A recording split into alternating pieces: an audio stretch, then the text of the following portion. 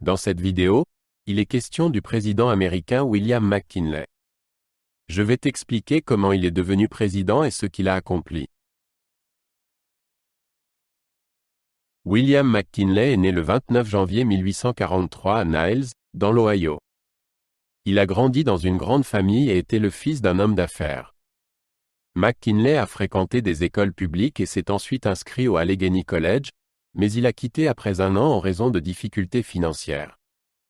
Il a ensuite travaillé comme enseignant et a étudié le droit par lui-même. Ses premières expériences ont façonné sa forte éthique de travail et son désir de réussir. Pendant la guerre civile, McKinley a servi dans l'armée de l'Union. Il s'est engagé comme soldat dans le 23e régiment d'infanterie volontaire de l'Ohio et a rapidement gravi les échelons pour atteindre le grade de major.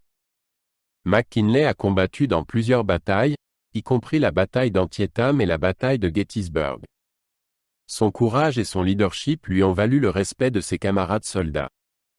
Après la guerre, il est retourné dans l'Ohio et a commencé sa carrière politique. Avant de devenir président, McKinley a eu une carrière politique réussie. Il a été membre de la Chambre des représentants des États-Unis de 1877 à 1883, puis de 1885 à 1891. McKinley était connu pour son soutien aux tarifs douaniers protecteurs, qui visaient à protéger les industries américaines. Il a également été gouverneur de l'Ohio de 1892 à 1896.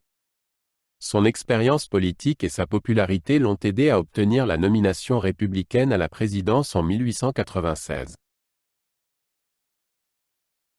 William McKinley a été inauguré en tant que 25e président des États-Unis le 4 mars 1897.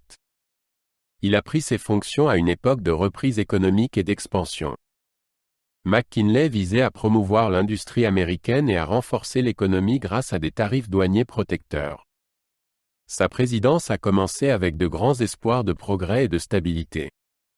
McKinley était connu pour son calme et sa capacité à se connecter avec le public.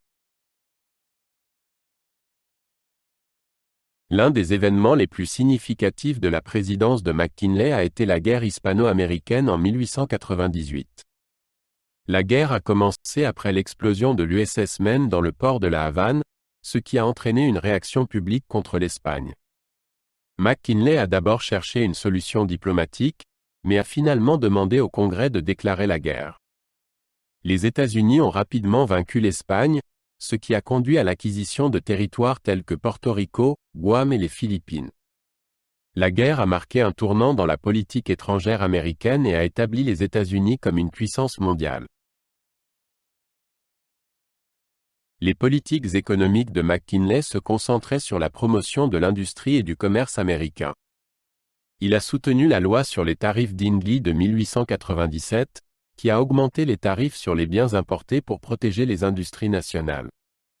McKinley croyait que des tarifs élevés encourageraient la fabrication américaine et créeraient des emplois. Son administration a également travaillé à stabiliser l'économie et à promouvoir la croissance. Ces politiques ont contribué à une période d'expansion économique à la fin des années 1890.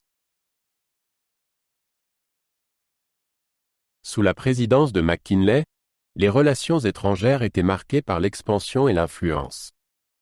Il a soutenu la politique de la porte ouverte en Chine, qui visait à garantir des droits de commerce égaux pour toutes les nations.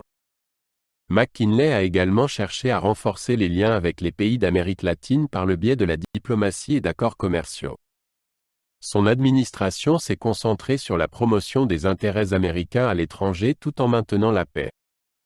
La politique étrangère de McKinley a contribué à établir les États-Unis comme un acteur majeur sur la scène mondiale. William McKinley est remembered pour son leadership durant une période de grands changements en Amérique. Sa présidence a été marquée par la croissance économique et l'expansion de l'influence américaine à l'étranger. Le soutien de McKinley aux tarifs douaniers protecteurs et à la guerre hispano-américaine a façonné l'avenir de la politique étrangère des États-Unis. Cependant, sa présidence a également été marquée par des problèmes sociaux, notamment des troubles du travail et des inégalités économiques. L'héritage de McKinley reflète à la fois ses réalisations et les défis de son époque. La présidence de McKinley a été interrompue lorsqu'il a été assassiné le 6 septembre 1901 par l'anarchiste Léon Czolgosz.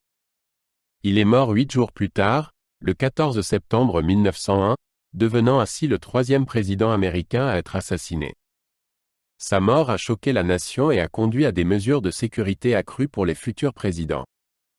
Le vice-président de McKinley, Theodore Roosevelt, lui a succédé et a poursuivi de nombreuses politiques de McKinley. La vie et la présidence de McKinley sont souvent étudiées pour leur impact sur l'histoire et la politique américaine.